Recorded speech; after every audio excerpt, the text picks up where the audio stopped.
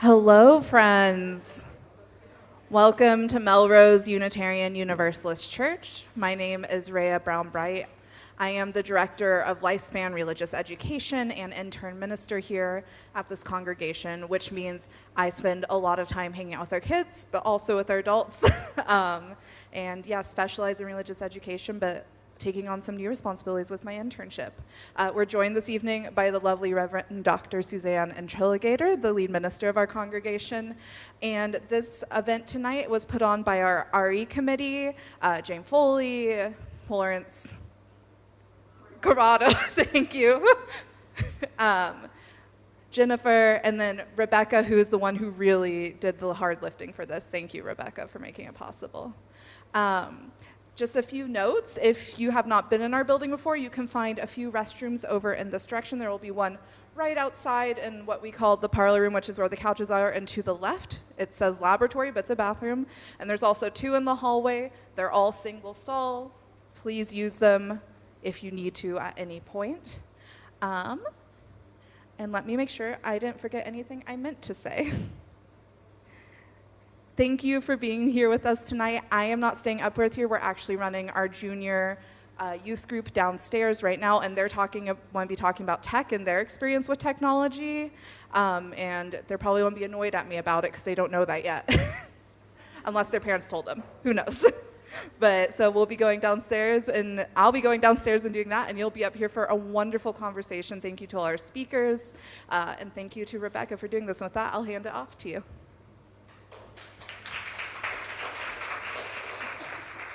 Thank you, Rhea. So we are thrilled to have you here tonight to discuss this critical topic of raising children in the smartphone era. Our hope tonight is to provide information, tools, and resources to... There's my phone.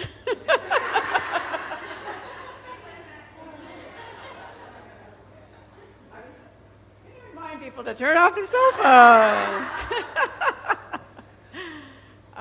So again, we're hoping to provide information, resources, and tools to support and empower you as parents, grandparents, and caregivers. And it's a huge issue, and no family can tackle this alone. So I congratulate you for coming out tonight, because I really think that's the first step, is joining with others, supporting each other, and approaching this as a community. We're going to focus on 3 areas tonight: delaying the use of smartphones. Once your child does have a smartphone, parental controls, or how to prepare for when they do have one. And then we're going to focus on the schools, what they're hoping to do and what they're doing right now. The program tonight is being videotaped, and after each area that I just mentioned, each segment, we're going to have a time for question and answer.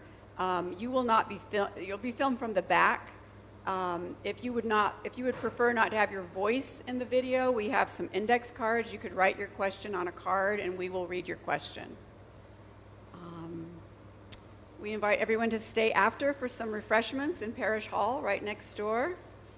And finally, I want to just pass around this sign-up sheet. If anyone is interested in learning more about programs and events that we have here at the church for children and families, you can leave your email. And don't worry, you won't be inundated, just periodically when we have something special.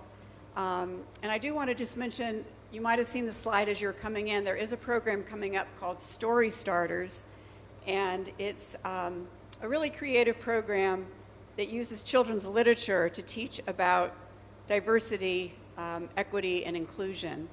And that's starting on March 22nd. So if you are interested in that, there's a QR code to learn more. You can talk to me. Allison, do you want to just stand up real quick? Allison is one of the organizers of that program. Yeah, I'm a parent here in Melrose. I was Lincoln and the Women's, and was really excited to be talking to other parents in Melrose about big conversations like this with our kids, and found this great organization that does this work for children's literature. So we're excited to work here and invite folks to join. I appreciate the church so much for co-sponsoring and supporting these events. Well, it's so aligned with our goals and our values here. That was just a natural fit. So thank you for bringing it to us. And I think that's it. So on that note, I'd like to introduce our first speaker, Colleen Conway. She is the parent of 2 young children and has spearheaded the Wait Until 8th initiative at the Horace Mann Elementary School in Melrose. So thank you, Colleen.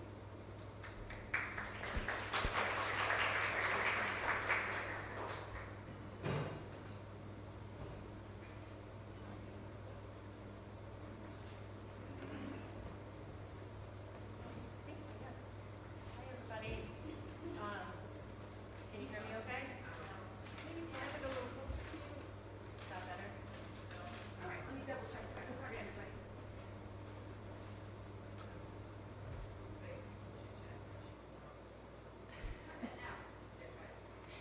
Can you hear me now? Okay. Hi, my name is Colleen Conway, and I'm a local parent. I have 2 kids at Horace Mann, and we're going to talk tonight about Wait Until 8th, which is an organization that helps parents take the initiative to hold off giving their children smartphones until after 8th grade. And before my son started 3rd grade this year, I circulated the pledge amongst parents in his grade. My husband and I felt very strongly about delaying and avoiding as much tech as we can for our kids. I had recently read The Anxious Generation by Jonathan Haidt, if you guys are familiar with that. I don't have a copy of that with me tonight, but we're going to talk about this. This is his newest book that's geared towards kids called The Amazing Generation. But I'd recently read The Anxious Generation and wanted to do something tangible for our community, start a conversation among other parents at Horace Mann. So there is a lot of good information and practical guidance on the Wait Until 8th website, as well as the links to the research that I will be presenting tonight. So we're going to talk first about why it's important to wait. So smartphones are fundamentally changing childhood for our kiddos. Playing outdoors, spending time with friends, reading books, hanging out with family, all of these things are happening less to make room for hours of scrolling and social media. So kids spend anywhere between 3 to 7 hours daily in front of a screen, and childhood essentials are being pushed aside for this. As we all know, as adults, smartphones are highly addictive. Dependence on smartphones can trigger similar brain responses to those seen in alcohol, drug, and gambling addictions. And as we all may know, the tech industry intentionally designs things to keep us, especially kids, engaged in scrolling. And the more time they spend scrolling, the more money these companies make. That's actually one of the big, I found this interesting, one of the big points in this book, which is geared towards kids, about the harms of phones and social media, about connecting the dots for them, how even though it seems like the things they're doing on the phones are good, but really there's not such a good reason behind it. So my son is reading this book right now, and he actually told me, Mom, do you know that when kids are on their phones using apps, people are making money off of it? So they pick up on a lot if you give them the information. Smartphones are an academic distraction. Kate Lipper-Garabedian is going to talk a lot more about this and the proposed legislation here in Massachusetts, but studies have shown that children who spend more than 2 hours a day looking at a screen got lower test scores on thinking and language tests, and actually children who attend schools with smartphone bans did better on tests. We know these things already, even though there's probably a lot more research to come. And the mere presence, this is true for adults and kids, of a smartphone reduces cognitive capacity. Excessive smartphone use is actually altering kids' brains. MRI results reveal that kids who spend more than 7 hours a day on smartphones, tablets, video games, whatever the device is, show premature thinning of the brain's cortex. This is responsible for processing information from our senses. And when it thins too early, it definitely impacts how children learn, focus, and engage with the world around them. Our kids' brains are developing and extra sensitive, so we need to be more aware of how it's actually altering their brain chemistry. Screen time impacts behavior. We can probably all figure this one out. Tweens who spend more time on screens, especially social media, have a higher likelihood of developing disruptive behaviors. And watching videos, playing video games, and texting were more likely to be associated with oppositional defiant disorder. Smartphones interfere with relationships.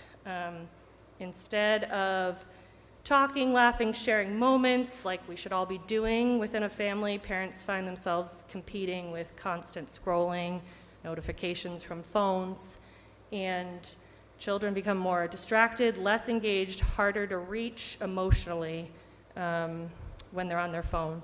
Real-world friendships take a hit and social skills can stall. Smartphones increase the risk for mental health challenges. Early smartphone ownership is associated with feelings of lower self-image, lower self-worth. That's in both boys and girls. For girls, it kind of manifests as lower emotional resilience and lower confidence. Boys reported feeling less calm, less stable, less empathetic. This one's a really scary one. Suicide rates for children 10 to 14, age 10 to 14 have tripled over the last 15 years, and really smartphones have come into our lives in the last 20 years, so that's a big one, scary one. Misuse of social media can be a contributing factor in developing an eating disorder as well. And smartphones put your child at risk for cyberbullying. These statistics are pretty staggering. 1 out of every 4 children has experienced cyberbullying. 1 out of every 6 children has participated in cyberbullying. Half of US teens have been bullied or harassed online. And then this one is important for the wait until 8th that we're going to talk about. Children who receive smartphones in elementary school are much more likely to be involved in cyberbullying. Okay. So that's the research. Those are some of the biggest reasons why smartphones aren't good for our kiddos. And now we're going to talk about the Wait Until 8th pledge, which is something that you can actually do about it if you are interested in delaying a smartphone and tech for your kids. So the pledge encourages parents to delay giving their child a smartphone until after 8th grade. That's the most important piece of information. And the average age right now is 10 that most kids get a smartphone. Pressure starts to ramp up in 4th grade.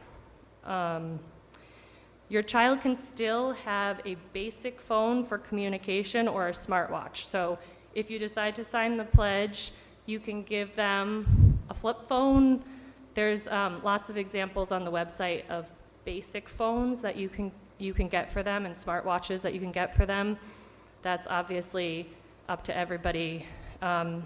What they decide to do on that, that's going to be what you decide to do within your family. But our plan for my son is to have, right now we have a kitchen phone, which is just a flip phone that we keep in a drawer in our kitchen. Anyone can use it. My son's only 8 going on 9, so he hasn't used it a whole lot yet, but we plan to use that as almost like a modern day landline for him to use to call or potentially text friends on, but it will have nothing other than the ability to call or text. We haven't made a decision on a smartwatch yet, although a lot of kids, from what I've seen, have smartwatches by 3rd grade even. And again, the smartwatch is okay per the pledge, and Jonathan Haidt's research says the smartwatch is okay as long as they're limited on what they can do on it. So really just having a communication method is what the flip phone or the smartwatch is for, without giving them access to the broader apps and tech that come with a smartphone. The idea behind the pledge is that allows your community to band together, your small community. It's your grade, your child's grade at their school is what the pledge is for. And so it's a small community where you can band together to decrease the overall pressures of giving your child a phone, and it eliminates the "but I'm the only one who doesn't have a phone" argument, because you know there will be other parents that are not giving their children a phone in your child's grade at your school. And 10 families in a specific grade at a school have to sign the pledge for it to become activated. So it is anonymous until it becomes activated. You sign it anonymously, and you do not know who has signed it until 10 families sign it. And where it's been implemented, there's 145,000 pledges across the country. It is, as of now, just an organization within the US. I don't know if there's other international ones that are similar, but 145,000 here in the US, and there's a list on the website of active pledges by state. So you can go ahead and look at that. There's 100 schools in Massachusetts on the list that I counted, and it's updated monthly.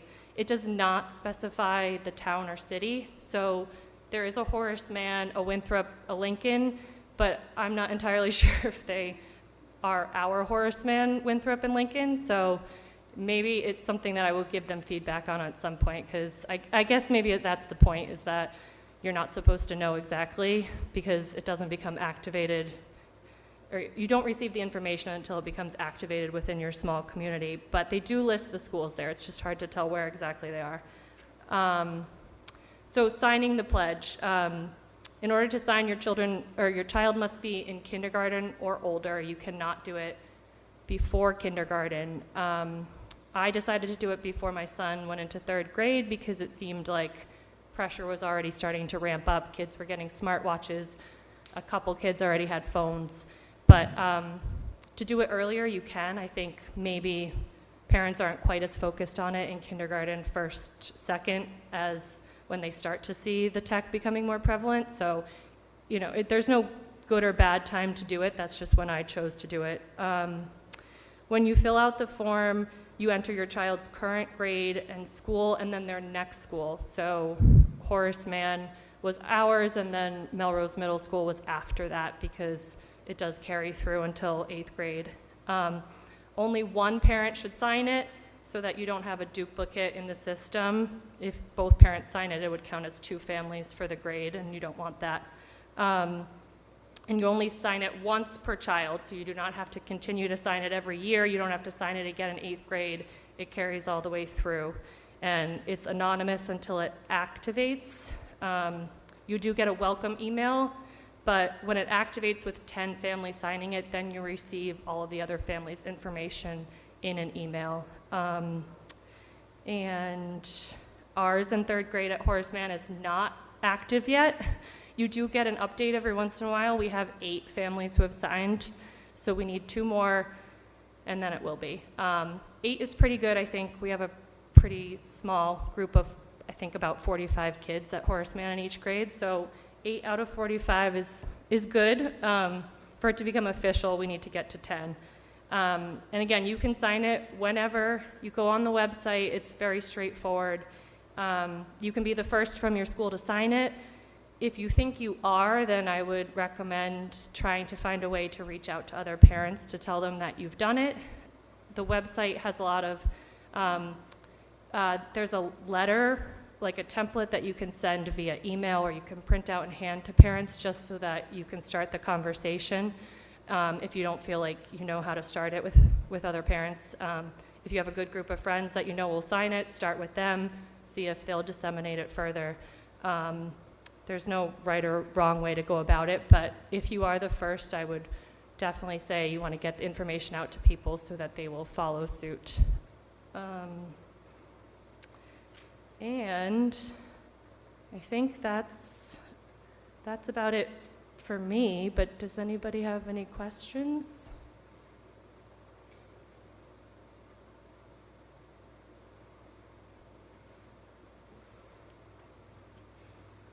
I just want to reinforce that their website is incredible. It has a ton of great resources on it, including like really practical things like your family's plan for when your child does have a phone, like all these things to think about and do. So I would just reinforce that. Okay, yeah, thank you so much for your presentation. I'm just curious what your experience has been like talking with other parents about the pledge, and what have you personally found to be the most effective in terms of getting people, to sign on to your group that you're a part of? I think so far it's been overall positive. I think I've started off with people that I know are on the same page, which is helpful. I haven't really tackled it with people that I'm not sure how they feel about it. And then I guess I would say the template letter on the website might be the best way to do that, because it does say it a bit more eloquently and succinctly than I probably could. But overall positive. I think there's been a lot of, oh yeah, I think we're going to do that. But then I have a feeling they probably didn't sign it. And that might just be people get busy and they forget. And I'm going to try to send out a few more reminders in whatever way I can that doesn't seem too pushy, so we can get to the 10. Because I know there's probably other people out there that want to, they just haven't for whatever reason. I haven't had anyone say, oh no, I'm not going to do that, but they might not be saying that out loud, I suppose, so yeah.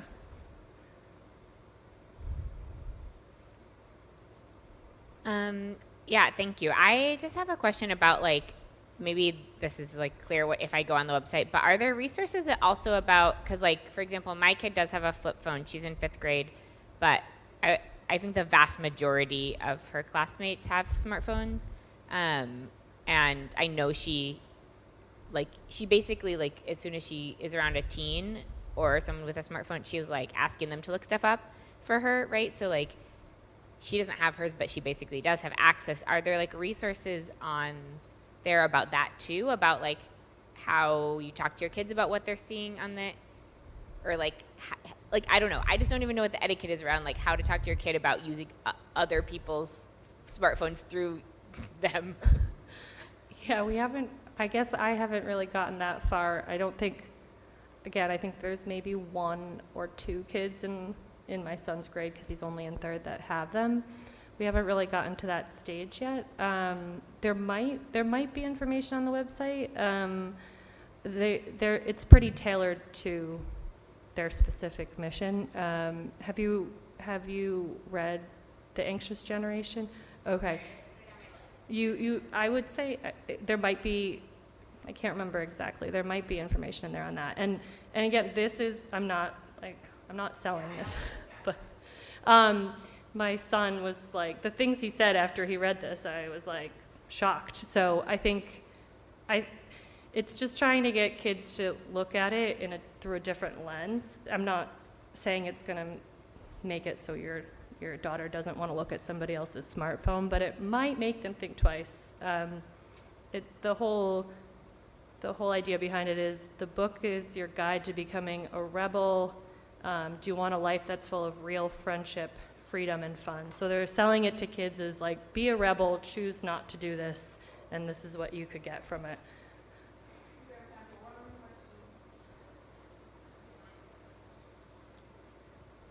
Thank you.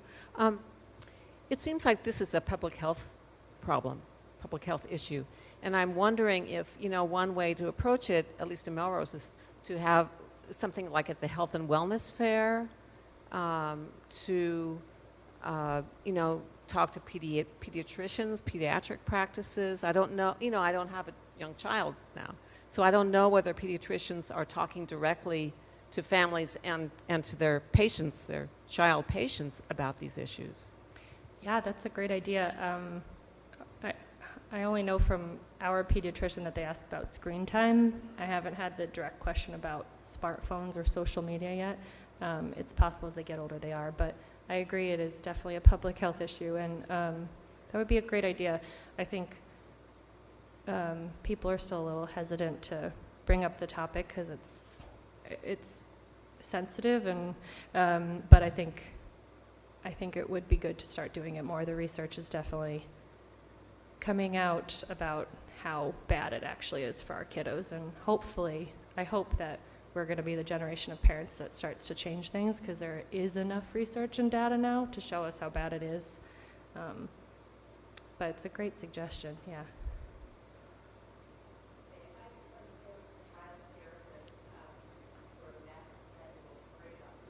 And we very much wove screen time into intakes, and it's even in the diagnostic manual. So it is being addressed in mental health in a formal and in an organic way. It's very much on the minds of people that are doing child therapy. That's good, with that's kids great. and adolescents. Yeah.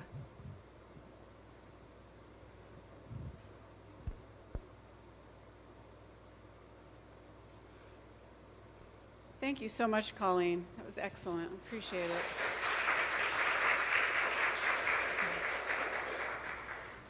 And I love your idea, Anne, about pediatricians. I'd love to find out if they are talking with parents about that, giving out information.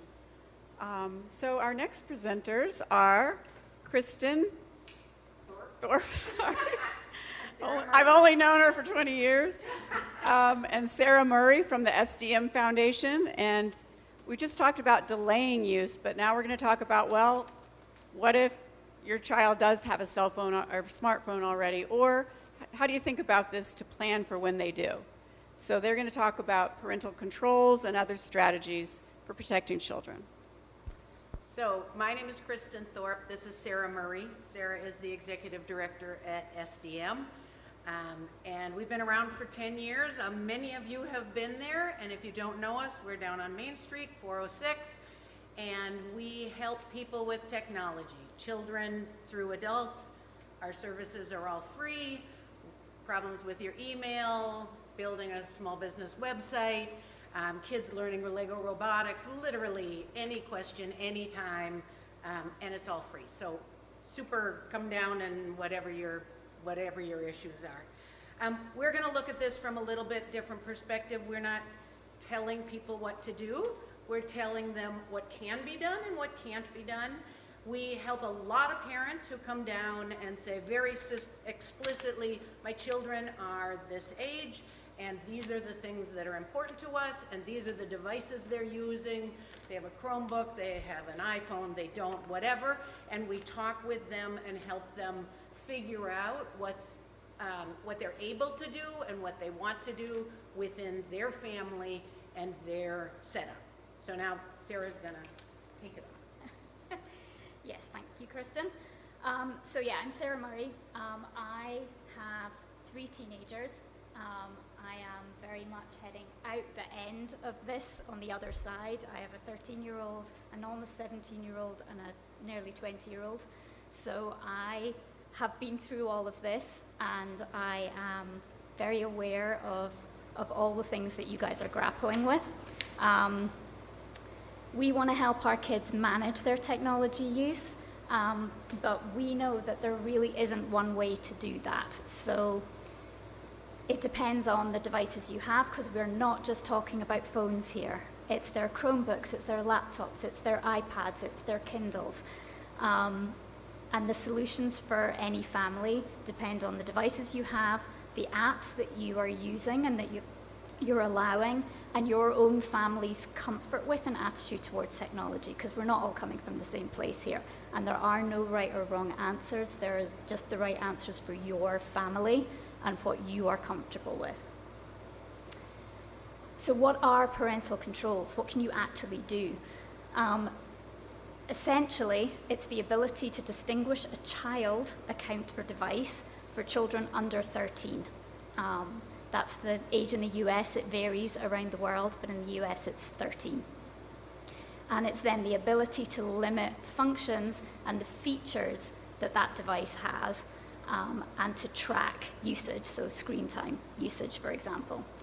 But understanding what parental controls can't do is just as important as what they can do, because nothing is 100% foolproof, and there are no magic bullets here to solve all the problems by pressing a button. So it's a challenge. Kids are smart. And And whether we like it or not, they are going to find workarounds. Somebody mentioned them using somebody else's phone to look at the things that you as a family don't want them to look at. They can create separate accounts and lie about their birthday. They can get hold of separate devices. They can use their friend's computer. They can use someone else's Wi-Fi that doesn't have the settings on it that your family's Wi-Fi has on it. And they can lie about what they are doing. So we do understand that this is a much bigger problem than just let's put some parental controls on their device. And once they're 13, they can legally opt out of many of the controls because they are no longer deemed to be a child, and they can set up their own accounts without requiring any permission. The Children's Online Privacy Protection Act is the piece of documentation that you want to look at to understand all of that a bit more. So this is the one thing we will say is parental controls are useful, but they are not more important than conversation. And deciding as a family what is good and bad, I hate saying bad because that's the wrong word, but in terms of the amount of screen time, are we as adults modeling good behavior? Because I'm fairly sure for as much time as the kids are scrolling on their phones, so are we. We're distracted. We don't hear them when they talk to us, so are we modeling good behavior? So you're setting rules. Can they be applied to the whole family, not just the kids? No phone zones in the house, leaving phones to charge somewhere overnight. All of these things help the overall conversation about responsible use, which takes the onus off parental controls being the magic solution to everything. Every kid is different, and there is no single answer for the tools that are going to work best for this. And one of the things that we always say is, come have a conversation with us about your devices, the technical solutions that you have, and we can help you figure out the best solution for what you have. And you might have to try a few things because some things might just not work. So the tools. So the things that you can monitor and control is screen time, the amount of time on specific apps, so deciding whether kids can go on YouTube or use Instagram, and access to apps that are age-rated or that allow purchases within them. You can set up controls for that. There are some ways that you can also monitor and alert on the content of specific apps, but that's much harder to do, and there aren't as many tools for that, but that is a very useful part of the conversation, particularly as kids get older and you want to maintain the conversation and understanding what they're doing. Something that can help monitor rather than control is kind of where you start moving towards with older teenagers. We can't cover it all today because it is really a very complex technical discussion in terms of what's going to work for you. But we're going to take a quick look at a few things here. So what Apple can do, the Apple devices can do, Android, some of the standalone tech and apps that you can also look at using as a family. And this is not an exhaustive list. There are more than this. So if we look at Apple, which is probably what the majority of people have, they have a pretty robust set of tools if you set them up properly. So you can create a family group. You have a family organizer, so one of the adults in the household is the family organizer, and they can then nestle all of the other accounts underneath their account. You can designate another adult in the house. So for example, in my house, we have Apple devices. So we have, my husband is the family organizer, and I am a designated adult on the thing, so I can also get in and check things. The things that you can do there are things like content restrictions, privacy restrictions, so things like call lists, who they can text, who they can call, screen time limits, specific app limits, so it might be that you want to limit how long they can spend on specific apps. You can delve into that detail using the downtime tools and the focus tools. And Apple has also recently introduced some more options there for 13 to 17-year-olds, because that's the piece that's been more difficult, and a lot of things stops when they're 13 in theory, because they don't need to have those limits anymore, as far as the law is concerned. So Apple have added more restrictions in there, so you can't do quite as much as you can with a kid that's under 13, but you can still set some limits in there, set screen time limits, app limits, purchase limits, and there are new categorizations in the App Store as well, which helps with that because it lets them. I don't want to bump. Okay. Yeah, see, that's what I'm afraid of. So Apple has also now introduced finer set like ratings on their apps, so that they have 13 plus, 16 plus, and 18 plus. So again, if you're looking at purchase restrictions or app download restrictions, you can set that. There's more controls in there rather than it's an app that's for under 12s, or it's an app that anybody can have. So that's helping a little bit there. If we look at Android devices, there are parental controls there, but I would say they're not quite as robust as the Apple ones. You can turn on parental controls in the Google Play Store. You can create family accounts through Google Family Link, and there's also Android Digital Wellbeing. But it is worth noting that if you also have iPhones and iPads in your household, you can't use Family Link with them. So you would need to have something separate controls set up on them. Family Link can't monitor those. So the controls themselves are very similar to the Apple ones, but I would say that the Apple family organization is a little bit more robust than the Android ones. And with Android devices, all the phones are different, so that it also adds another layer into it. There isn't one type of Android phone.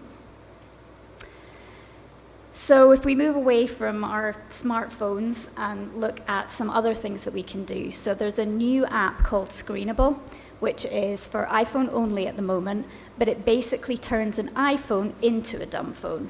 So if what you have in your household is iPhones that you're passing down, you can turn them into effectively a flip phone by turning them into a dumb phone. One of the nice things with the Screenable app is that you do that, and then as they get older, you can start to let them have a little bit more freedom in what they call screen trainer, where they start to learn some of the mindful techniques and being, aware of the amount of screen time they're using. You can start to slowly introduce that to them as part of their online experience. Bark, which seems to have lost my image there. Bark started out as just an app it's an app and content monitoring system. It's really the only one that actively monitors the content and things. So this is a very extensive software solution where you log into all of the accounts that your kid is logged into through Bark, and Bark then monitors those accounts. It doesn't set limits in them, but it helps you have conversations if it spots concerning words or concerning phrases. If it spots signs of cyberbullying, of emotional upset in text messages, in Instagram DMs, and all the apps where it can get hard to keep track of that once kids have them, if they do, because there's so many different inboxes that kids can be messaging each other from. And Bark is one that actually goes that extra step and monitors the content as well, and it basically highlights if a behavior triggers it sets a trigger in their system, they will email you and let you know that there's something that you should go check. They now have a phone as well, which looks like a smartphone, but is a dumber phone. It has far less on it, so you can kids can look like they have a smartphone, but they actually don't. They have a much more tightly controlled phone. The Bark phone is an Android phone, but it comes with built-in parental controls rather than adding them through another software layer on top of that. There are some other things. There's the Gab phone, Pinwheel, which is another phone. There's also a device which I actually have a couple of friends who have, which is the Brick, which lets you, basically what it says on the tin, it lets you brick your phone or brick an app in your phone for a certain time. I have a good friend who bricked her social media several months ago now and hasn't unbricked them because she liked not having the distraction on her phone. So as adults, we can use some of these techniques as well. Other things, and this is where it starts to get a bit more technical, there are devices that you can add into your home Wi-Fi network that act basically routers that, that's me being British there, the routers that have, that you can set more controls on. Now, all routers can do that. You can blacklist things. You can, block access to certain websites that set and track in a router. But unless you're quite technical, you're not going to do that with a standard router. So there are other devices that are designed to let parents set controls at a network level. But that goes back to my point that if they're on somebody else's Wi-Fi, they don't have the same controls as you have on your Wi-Fi.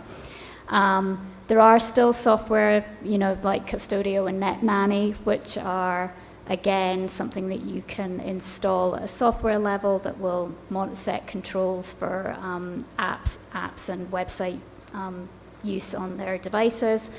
And then this is one that we kind of chuck in because, as you know, not all kids are still at elementary school. There are kids who are older than that and who do have phones and who are using them as their way of communicating with their friends.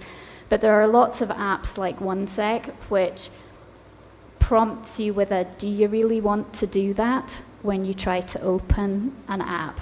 So you then have to make a much more conscious and mindful decision that, yes, I'm going to open Instagram again for the 20th time today, because it will tell you, this is the 16th time you have opened Instagram. Are you sure you want to do that? So there are several apps in that arena, which for older kids and for us are a good way of becoming more mindful of the doom scrolling that we all find ourselves doing. So parental controls are more effective when it's a family conversation started early on, so everyone's buying into it and people aren't immediately trying to find a workaround for them. The tools range from limiting time on certain apps or websites to monitoring and reporting on actual content. And every kid and family is different, and some kids will need more guidance than others. And if you want to learn how to set up controls or want to have a conversation about what devices you have and what software you're using, what apps you're using, make an appointment and we can help you walk you through that and make you feel a little more comfortable about the whole thing. Oh, and yes, I knew I'd forget. So if you haven't seen it, the Human Health and Services Department and with the library are running the Screenagers series of movies again. So they are the elementary school ones coming up on March 25th. They're at the library. Growing Up in the Digital Age is on April 29th. Next chapter, May 27th, and Under the Influence on June 24th. They are a great movie series, so if you want to learn more, Screenagers are actually, that's a great website also to check out, Screenagers, and their approach to how we can have these conversations with our kids in what is an online world. It is the world that we are living in, so we need to learn how to have these conversations and to learn what we can and can't do. We had nothing to do with this, but I got the newsletter from the library 2 days ago, so that's Highly relevant, thank you. yes. Any questions for Kristen and Sarah?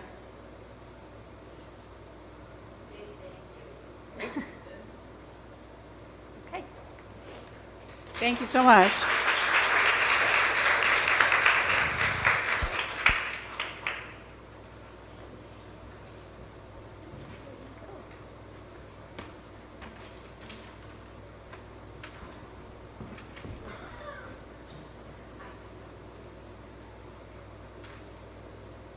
So our final speaker, we have two final speakers tonight. This is on, right? Okay. We're so thrilled to have with us tonight State Rep Kate Lipper-Garabedian, and she'll be followed by middle school and high school principal Jason Merrill. I'm having mental blocks tonight.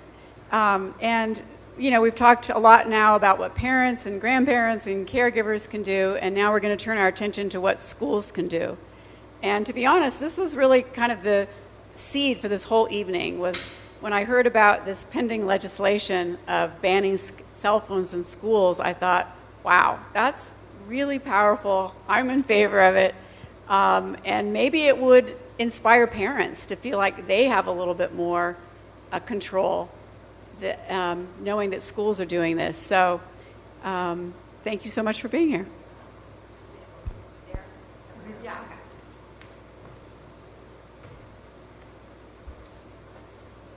Good evening, everyone. It's nice to be with you. I'm Kate Lipper-Garabedian. I'm the state representative for the 32nd Middlesex, which is all of Melrose, about half of Wakefield, and a bit of Malden. And tonight, I'm really glad that we're raising up this issue because it's one that matters to me, both as a policymaker and also as the mother of two sons who are 7 and 12 right now.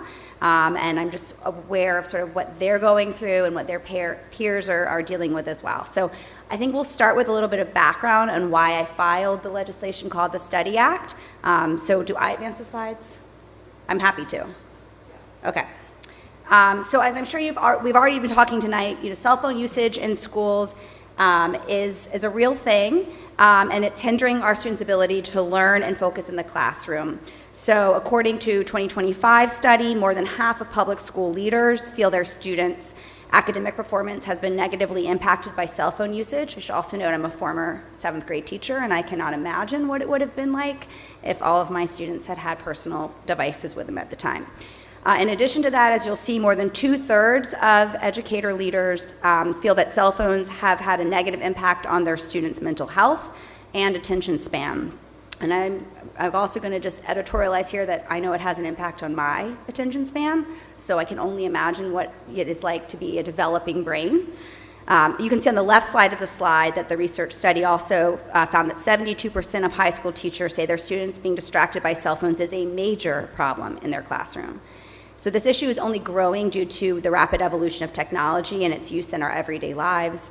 I was a college student when I got my first cell phone, and it was more than a decade later that I had a smartphone.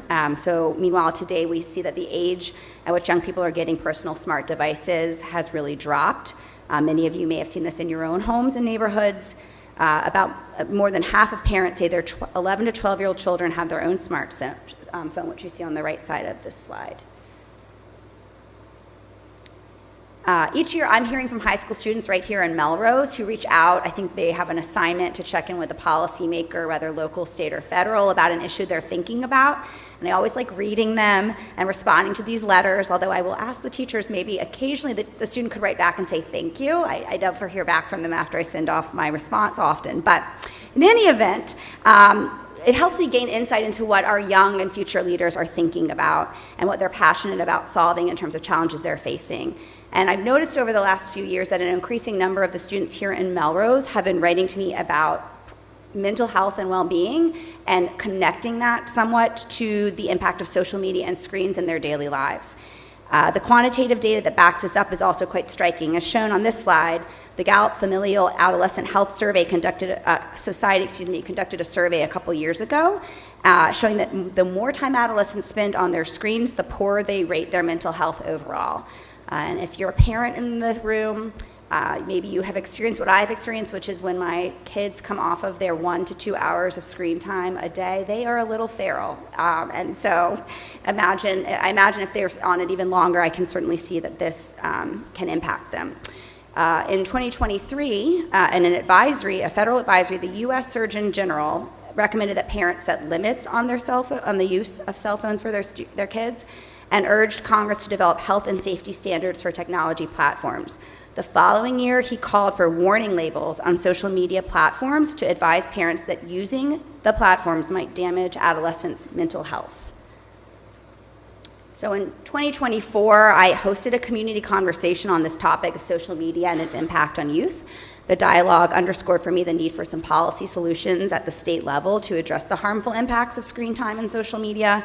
The community conversation involved remarks from Senator Warren on the federal efforts in this space. The discussion also featured a panel that I'd invited to join me with representatives from Boston Children's Hospital Digital Wellness Lab and Clinic for Interactive Media and Internet Disorders, the Berkman Klein Center for Society at Harvard University, Harvard Law School's Cyber Law Clinic, and the Chamber of Progress.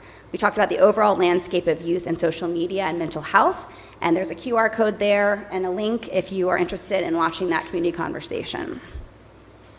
So what are we thinking about in terms of policy? Massachusetts likes to pride itself in being a leader in establishing consumer protections for its residents, including in the absence of protections at the federal level. And we know we need to continue to lead on enacting policies that prioritize the health and development of our youth. So that's why this legislative session, which kicked off in January of last year, I was one of the lead House sponsors, along with House Leader Alice Peisch.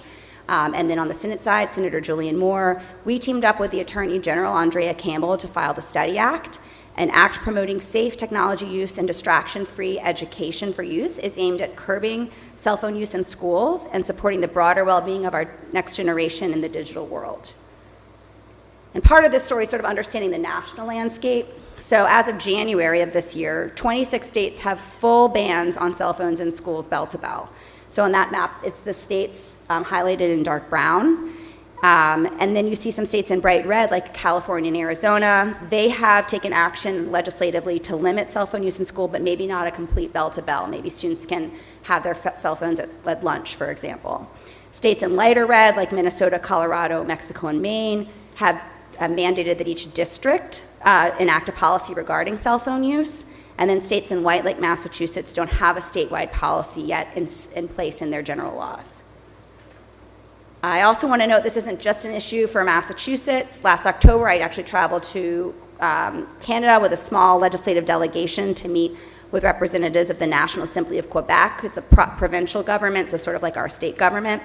And we focused on 3 areas of joint interest, and one of those was around screen time and social media use and its impact on young people.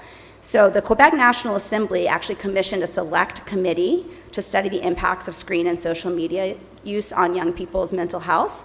As I heard from the delegates there, it was one of only 2 times in the history of their state legislature that they stood up a special commission like this. So that's how seriously they took it. And the special commission spent an entire school year researching and analyzing many topics about how screen time is impacting young people. The culmination of its work is this really impressive report, which I'm sure you can find online, and it was issued in May of last year that made 13 recommendations, including social media age restrictions for those younger than 14, and the expansion of the province's existing cell phone ban. So in the previous year, that state government, the provincial government, had enacted a law that required that cell phones be put away during class, but still be allowed during the school day otherwise. But once the National Assembly received the report, it actually updated its law and enacted legislation effective this school year that prohibits students from using a cell phone, headphones, or any other personal electronic device on school property, whether inside or outside the school building, for the entire school day. And that law applied to elementary and high schools and public and private schools. Certainly, they probably have a different sort of legal framework from what our states are allowed to do with respect to private schools. So you'll see that the legislation that I filed would only impact public schools. Similarly to the STUDY Act, there are exceptions for students that need devices for accessibility or other health reasons. And this visit to Quebec just really underscored for me how important this issue is. So let's talk a little bit about the STUDY Act as it's been filed, and then where it is today, as we are now in the second year of our 2-year legislative cycle. So the STUDY Act really has 3 major parts. The first would require that all public schools in Massachusetts prohibit cell phone use by students during the school day, bell to bell. The law would have exceptions, including for students with particular special needs and where educators need devices to provide specific instruction. A broad bell-to-bell prohibition not only would help students remain attentive and engaged, but also would empower educators who are working tirelessly to foster meaningful learning experiences and prepare our youth for success. And as you saw from that earlier slide, a lot of states have already moved in this direction. I was talking to somebody earlier this week who's an educator at Northeast, the tech school here that serves our region, and we were talking about cell phone use, and he said, well, what about during lunchtime? I said, no, the law as written would say not even during lunch. He said, that's not a bad thing, because I was actually monitoring today, and I was watching a bunch of kids who were sitting around at their tables, and they were all just on their own devices. No one's talking to each other, and that's really important. School's a place where we learn how to socialize, we build relationships across differences, we try to connect with other people. So that's the thrust of the proposal. The second piece of the Study Act would ensure that public schools are educating students about social, emotional, and physical risks and harms of social media use and informing families about that instruction, perhaps then to empower parents and guardians and family members to sort of adhere to that guidance. DESE, our state education agency supporting K-12 schools, would support districts with resources and guidance, including for families. And the third cornerstone of the Study Act as filed is about accountability provisions that would be placed on social media companies for youth accounts. We do need responsible regulation, I think, of social media. It's not just an educational issue, it's a public health imperative. We know that there's a mental health toll of excessive social media use on platforms like Instagram, Facebook, Meta, X, TikTok, and it's pretty well documented at this point. The platforms are often employing really design features that are promoting addictive screen time, undermining self-esteem, perpetuating online harassment. And that's particularly dangerous, I think, for our younger people. So in terms of where we are, I wanted to just sort of give you a sense of where things stand with this legislation. So last July, the Senate actually passed a version of the Study Act. It was a 38-2 vote, so that's very exciting. And then in the House, the Joint Committee on Education reported the Study Act favorably earlier this year. It still has the Study Act title, and it's now in the House Ways and Means Committee. Each of these bills have a few differences from the originally filed bill. So you'll see here that both bills still continue to prohibit cell phones in schools with a full bell-to-bell ban during the school day. That includes school-sponsored activities that are off-site, such as field trips. Both bills would also empower districts to go further if they want in terms of looking into restrictions on cell phones during school activities outside of the school day. For example, a sports practice, maybe coaches are like, this is just too much. I'm a coach of a first grade team, but luckily there are no cell phones on that team yet. But in any event, it gives districts the ability to go further, but it does set an expectation for the school day. There's one addition in the House bill, which is that we propose a pilot program that would allow for several pilot districts to work with a tech vendor to look about a tech solution for making cell phones inoperable. On the second issue related to the harms of social media, you'll see that the Senate did not include any provisions about that in the bill that it passed in July, whereas the House bill that's now in Ways and Means still includes that requirement that we want to make sure that students are learning about risks related to social media use. And then the final issue that we talked about was social media components, responsibilities of the big tech providers. So as we filed it with Andrea Campbell, the Attorney General, there were a lot of accountability provisions placed in there with respect to age verification, default settings for minor users to ensure privacy and limit prolonged engagement. We had information about sort of features for a user to flag unwanted content and regular warnings on negative effects. You'll see that neither bill contains those provisions anymore, and that is kind of because it is a more controversial issue related to First Amendment principles.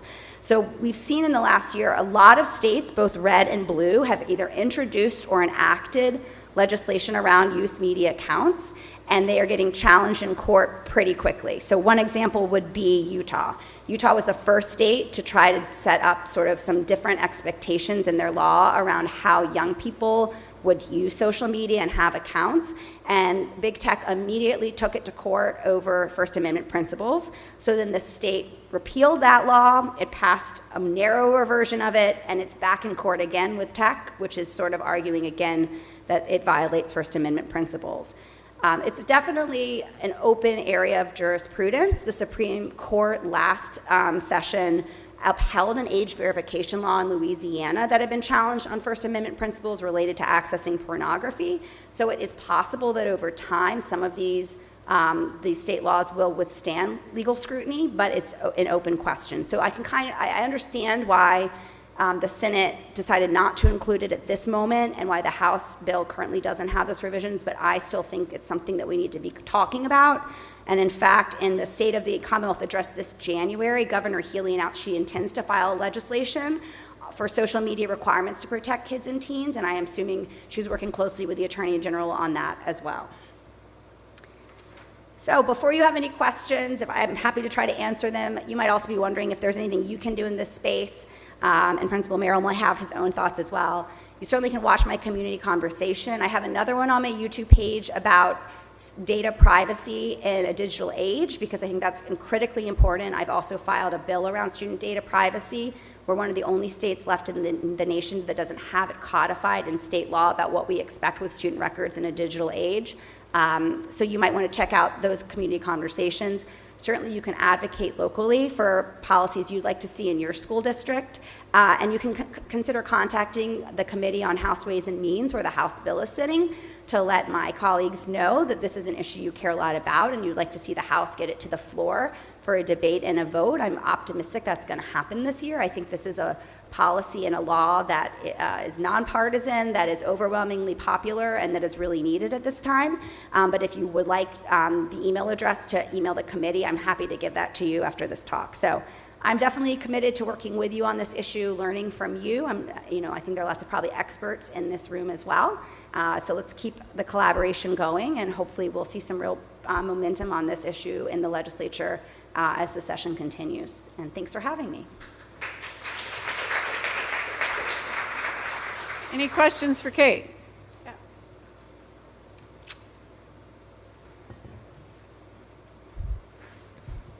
Yeah, I was just wondering about if there's any way to address the amount of time that schools are having kids on Chromebooks, because it seems like more and more like kids are issued a Chromebook in 3rd grade and then they're kind of on it all day.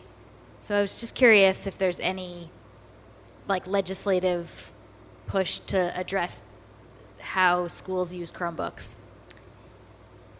Thank you for the question.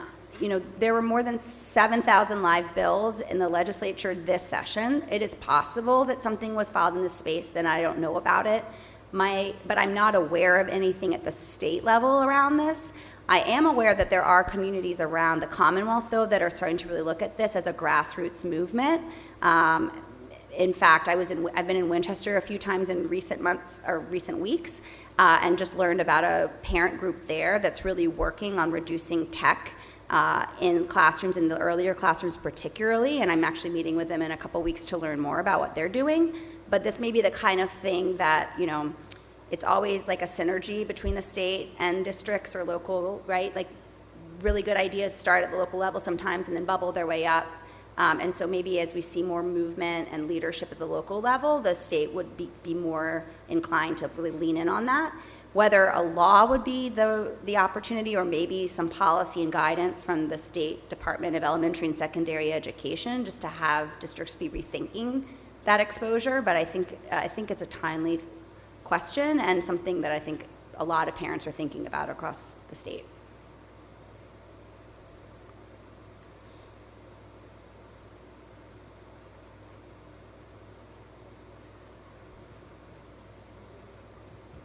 Hi, thank you for your presentation.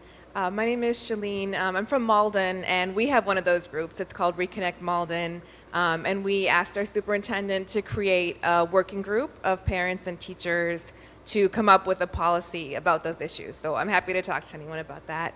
But my question is about AI chatbots. I was curious if you've thought about, or if you'd be interested in legislation to protect kids and possibly adults from predatory chatbots and privacy violations. Great question, and I'd love to also hear more about the Malden group. So At a very light level, absolutely. We're looking, I know that we have now a joint committee on information technology that focuses heavily on AI bills. I'm not sure if any were introduced in this space, but I did see recently, I think it's either Washington or Oregon became the first or second state that just passed a law about chatbots, and it's incredibly disturbing to read some of the real life horror stories that have happened with young people losing their lives having engaged with chatbots. So I think it's a really important thing for states to be stepping up to address. And again, I'm not aware necessarily of specific legislation that's advanced this session on that space, but happy to take a look.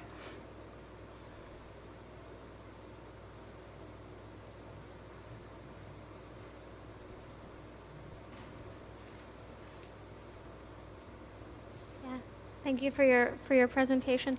I have two questions. One, what are you hearing from teachers as you're talking about with people about the bill? I mean, I saw from the data that teachers are very concerned or think that phones are having a major impact in classrooms, and I feel optimistic that a bill like this would probably reduce stress for teachers in classrooms. That would, translate to better retention, a happier workforce. And my second question is, so it's the second year of the legislative session, and do you think that it will be voted on?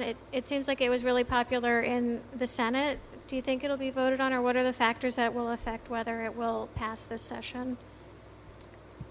First question, I think, was about teachers and sort of their engagement. Absolutely, when we were filing the legislation with the Attorney General, there's a real effort to sort of build coalition and reach out to leadership, for example, the teachers' unions, just to surface the concept, hear feedback, and ensure that we're aware of any sort of friction. We didn't hear any of that. I think, of course, there may be differences of opinion when you're talking about thousands of different people, but I think overwhelmingly teachers are really, as we've seen from that research, I think the Massachusetts data would be pretty aligned. So one thing that's sort of interesting is when we were filing the legislation, and I know this is a different topic entirely, so we won't go too into it, but the Attorney General did raise that one of the concerns they were hearing from some educators was around increased ICE activity and the need of students from immigrant families to be able to contact relatives if there was ICE presence, and that we had to be mindful of that unintended consequence of sort of cutting off, severing a connection when people and their families are being disappeared or ICE is showing up at schools. Setting that aside, I haven't heard much concern, certainly from the representatives of teachers. And then your second question is, do we think, I remain very optimistic that the House is going to take this up. I think it's both a sensible policy, and in an election year, it's like a political no-brainer, because most people overwhelmingly support something in this space. And why it hasn't come to a vote yet is a little bit above my pay grade. It is hard to figure out quite, what makes it to the House floor at any given time and what the timing looks like. Sometimes there's horse trading that goes on. If the Senate's done one thing and the House has done one thing, we want to know that they're going to take up something we did, and then we'll take up something they did. I have thoughts on that. But I also know that the House has been focusing on other important pressing issues, for example, in immigration. I'm very hopeful that in the next few weeks we're going to do something in this space about, establishing within what we can do in the bounds of, the federalism and the society in which we live, how we can sort of protect people who are here in Massachusetts and establish sort of, assert what we believe is the value of our immigrant neighbors, and how we are not willing to be complicit in some of the dystopian activity that's happening in communities right here in this district.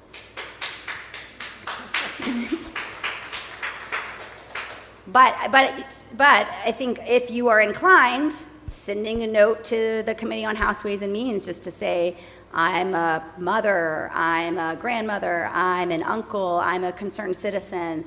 I've seen that this is having an impact on people I care about, and I think it's a sensible policy to move forward on when you have that map of all these states that have already done it, And, you can see they're not red or blue states. They're all, in every geographical area of every political persuasion. So maybe having more voices reaching out to the committee can be meaningful, and it would give, it's always nice when, I think, in a time when there's a lot going on that feels hopeless, for us to be able to take action of some kind. So consider sending an email, and I'm happy to give you that email address. Excellent. Thank you so much, Kate, My pleasure. Thank you all. for being with us tonight and for all you're doing, advocating for kids. Appreciate it. We're going to close tonight with a presentation from Jason Merrill. He's the principal of the Melrose Veterans Memorial Middle School and Melrose High School, and talk about what's happening right now. Thank you. Guess I better get on those thank you notes this week. So, I mean, I don't have much of a presentation, but I'm happy to answer questions, talk a little bit about what's going on this year and kind of the context with phones for the last few years. I think this has been a great overall presentation of kind of like what to do with the 8 and under kids that don't have a phone, and like how, like what's, some great resources on how to attack that, and a little bit about, the students that are, or children that may be a little older and have the phones now, and what we can do. I would say at the middle school and high school, the vast majority of students have smartphones, certainly at the high school level. And I would say the vast majority of them have absolutely no rules whatsoever with them at home. Absolutely none. There's no monitoring. There is excessive use, as much use as they want. Okay, most of those parents are not in this room. Okay, that's why you're here. But for the most part, they can use them wherever they want. The one place they can't use them is school. So ironically, school is the only place that actually limits any use of phone, but there's an excessive amount. I think we certainly do not model good behavior as a society, as adults, as parents. I could do a way better job with my own 3 children. My wife could as well. But I think certainly just as a community, even in Melrose, we don't do a good job. Social media use is not appropriate in many places, and things even just on the community page. That all being said, currently we don't allow phone usage at all at the middle school, and I'm going to assume I can speak for my elementary principal colleagues that there's no phone usage at all at the middle school and under. I would say maybe once a week or so a phone is seen, whether it's in the hallway by someone or bathroom or walking in or out of the classroom. When we see a phone out, it's confiscated. First offense, the student can pick it up at the end of the day themselves. If it happens more than once, then a parent will need to come pick the phone up, and there could be a consequence like a detention. I have not heard of or seen this year since I've been there a situation where there's been a phone out in a classroom. Like, you're in English class, teachers teaching, students are really good about that. Some of the older 8th grade students or some kids that want to test the limits, you might see them in the bathroom or something like that. At the high school level, for the last few years, we really kind of had the approach of kind of teaching kids responsibility. And that wasn't, we had to make a change this past year. But we had a phone policy that we created that was like hung all around the building, and it had 3 options, and the teachers could check off what option they used in their classroom or they were using for that day or time period in the classroom. And one was, phone is out of sight. One was put it in the phone condo, and one was you can use it responsibly. We moved away from that this year. So there are no phones in learning spaces in the high school, and it's down to 2 options, which still, any options can be good, and it can also lead to some confusion. So phones cannot be out in learning spaces.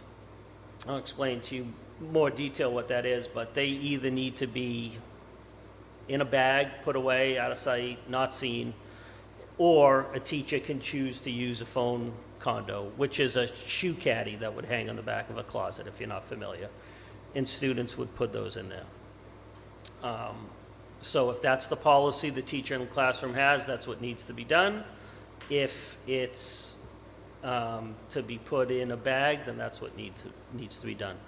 A learning space would include any classroom and include the learning commons, which at the high school is like the large library where teachers may bring a class of kids, our seniors can utilize it if they have an absent teacher, or if they have like a late start to the day and they have a free block in there.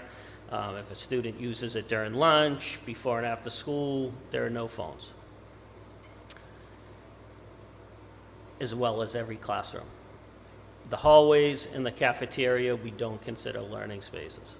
So during the 3-minute passing, a student can check their phone, whether it's a text from a parent, whether it's going on social media for 3 minutes as they walk, I don't know, or checking the time or anything else. Students can also use it during their lunch. So they have a 22-minute lunch that's in the cafeteria, or some students go outdoors. When the weather's nice, they can use it there as well. The only other time the students could be in the cafeteria is if we're utilizing it for like an absent teacher or a substitute, which they could also use it while they're in there with that substitute. So those are the times when students can use the phone at school. Our kids overall have done an outstanding job this year with that change. That was a huge change for students. They've really done an awesome job. I have to give them a ton of credit. Phones, if a teacher sees a phone out, the protocol is that they call for an administrator to come to the room. Administrator goes, confiscates the phone. That's the first offense. They can get it at the end of the day. Similar to the high school, if there's further consequences, if there's further infractions, there's different consequences like detention, et cetera.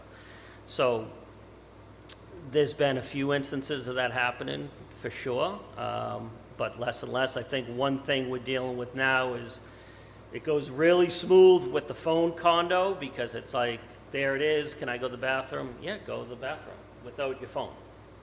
So if it's out of sight, it might be in their pocket and completely be out of sight, but they could go to the hallway to go to the bathroom and text someone, which the problems that could occur from that are just, oh, Kristen, meet me, let's go for a walk, you know. That's the kind of thing that could happen instead of someone just being by themselves to go to the bathroom. So those are some of the things. I would say overall we've had a little, it's changed, but I'd say some of the social media stuff has certainly improved in some regard. It ebbs and flows with time. I think the younger kids, a little more problems arise at school from things that happened the night before on a group call, a group text message, a group Snapchats and things like that. I think as kids get older, they get way better with how they interact with each other appropriately, whether they're face-to-face or, you know, on a phone. Either way, as they mature, they're acting more appropriately. We certainly have kids in that 11 and 12 age group that struggle with all of that. And adding the phones and the social media piece is really tough. My biggest advice for people that, you know, have given kids phones is just get in their business as soon as possible. You pay the bill. Do never let them act like it's theirs and their control. Doesn't matter if they're 11 or 17. I'd be checking it all the time. Make it part of the normal day that you're allowed to pick it up and look at it. I mean, you'd be surprised how inoften that happens. So I think doing that, there's huge steps to take, like signing that pledge, which is a pretty significant thing to do and a big deal. And I give those folks a ton of credit. But I think there's a ton of smaller things to do too if you're already in the game and the kids have the phones by getting in their business, et cetera. As far as the next, I think there's a lot of the Middlesex League, which is surrounding communities that we happen to play sports against, but we also, the superintendents and principals have a lot of meetings together. You know, it's all very similar communities locally, so we discuss a lot of things together. Most of the middle schools and under have the same policies, just they're not collecting phones, they're not checking them, we don't want to see them, they're in bags, they're put away. And most of the high schools have done something similar with either a phone condo, out of sight. Most high schools are allowing them, I think, during lunch and passing and outdoors, but not during class time. I think there's a good amount of, I think the spirit of the act is in line with, I wish phones, I'd love to go back in time and not have one myself. I'd love to not have email. But, I mean, that all being said, I think, the spirit of it, everyone's behind. I think there's a little anxiety, certainly amongst principals, about, are we just saying, like, those are the rules, no phones bell to bell, and we monitor it, or are we collecting them? I think there's some anxiety amongst teachers at the high school with the same thing. They like where we're at right now, and I think there's some anxiety, like, is this going to be the day? Are we collecting them in first period? Do we have to have a homeroom to collect them? What happens if a kid's late, if they need to be dismissed? I think there's some parents that get nervous about emergencies and not like, I forgot to write you a dismissal, but God forbid something happens, and we want to let people get a hold of their children and stuff. So I think those are some of the anxieties around it, and I think that's all kind of yet to be determined. I know of like yonder pouches and things like that. I don't know if they can create enough for every school in Massachusetts at once, or if it's not going to be a collection. So we'll see where that takes us. But I think we're in a good shape. We're in good shape. I'm glad we took the steps we did this year, because it's getting us a little bit more ready for that, but it's also had a really positive effect. So and one of the biggest things we noticed this year is that, like, you go to a football game on a Friday night, there could be 300 kids in the stands, you don't see any phones. Very rarely. You might see a kid use it appropriately, but the difference in phone use, because we started to limit it, has been observable. So that's been really cool for us. But again, I think, I think that's about what I have. I'm happy to answer any questions people may have about phones at school. We just have a few more minutes, but if anyone has a question for Jason, we'll take a couple of questions.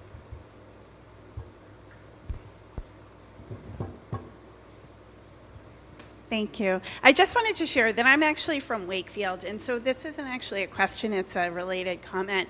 And my daughter is in 5th grade at the Galvin Middle School, and they do the yonder pouches, and she does not have a phone, so I can't speak as a parent with a child with a phone in the yonder pouch. But I know that the way that they do it, they bring them in, they put them in the pouch. It's a magnetic piece, they lock them, and they get them at the end of the day.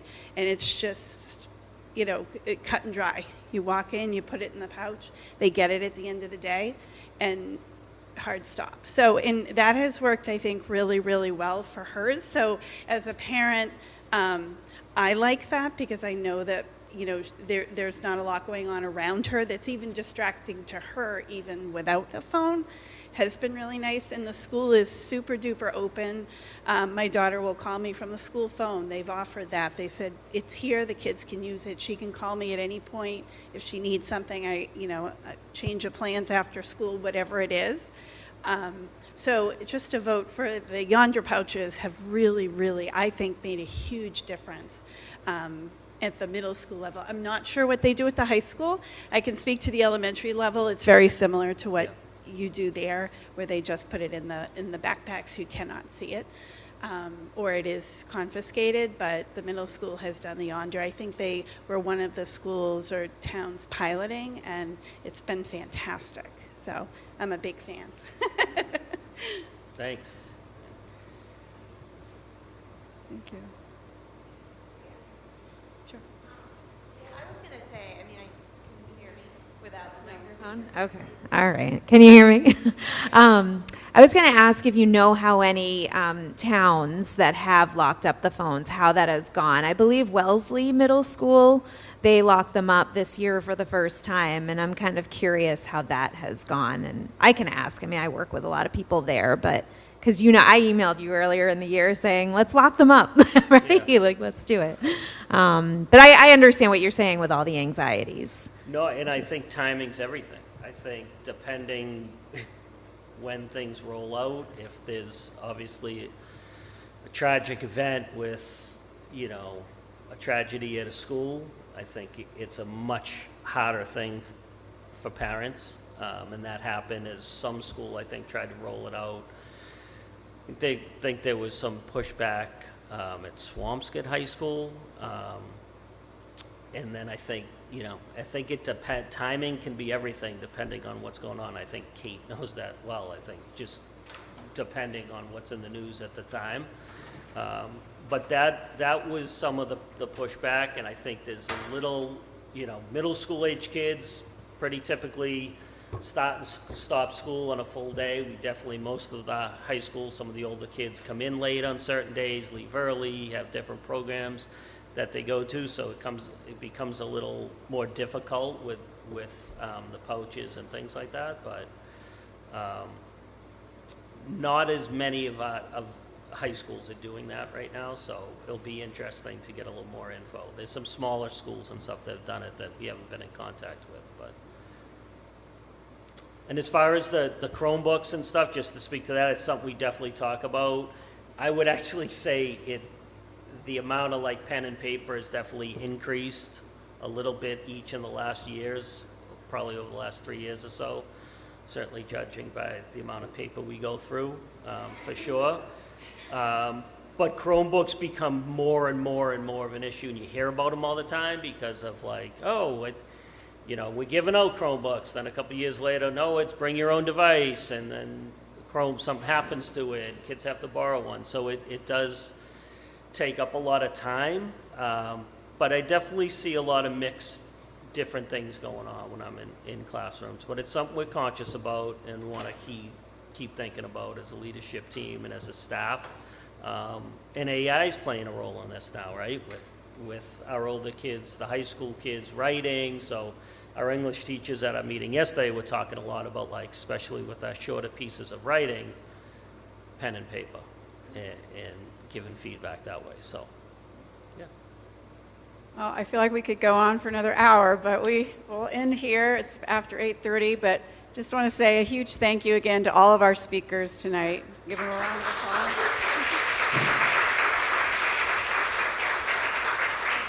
And for those of us who are really in favor of the school ban, we'll publish some of the information about where to write the letters. Kate, if you can give me that information, we'll try to get the word out about that. We can follow up with some action.